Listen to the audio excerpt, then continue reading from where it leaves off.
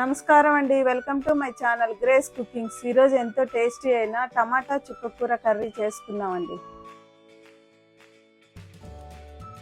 ముందుగా mixie jar తీసుకొని 1 spoon జీలకర్ర, 2 ఆనియన్ ముక్కలు,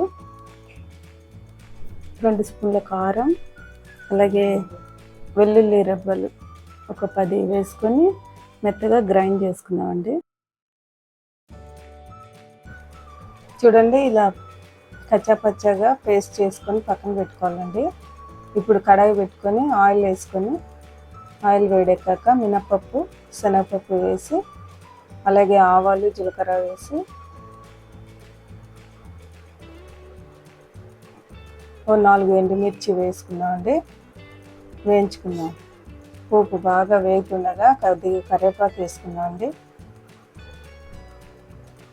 ఇప్పుడు ముందుగా గ్రైండ్ చేసి పెట్టుకున్న ఆనియన్ పేస్ట్ వేసి బాగా కలుపుకున్నామండి.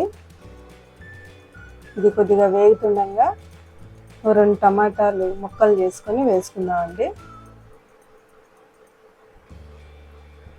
టమాటా బాగా కలుపుకొని 2 నిమిషాలు మగ్గనిద్దాం. టమాటా మగ్గుతుండగా చుక్కకూర వేసేసుకున్నామండి. అంతా వేసి బాగా కలుపుకున్నామండి. ఆ కారము, ఆనియన్ పేస్ట్ అంతా మంచిగా పట్టేలాగా బాగా కలుపుకున్నాం.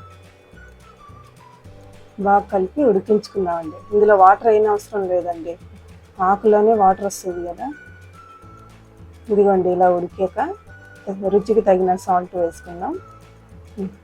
బాగా కలిపి ఇంకో 2 నిమిషాలు ఉడికించుకుందాం. చివరిగా కొద్దిగా ధనియాల పొడి వేసుకున్నామండి. వేసి కలిపి ఇంకో 2 నిమిషాలు ఉడికించుకున్నామండి. అంతేనండి, ఎంతో టేస్టీ అయిన చుక్కకూర రెడీ అండి. మీరు కూడా ట్రై చేయండి.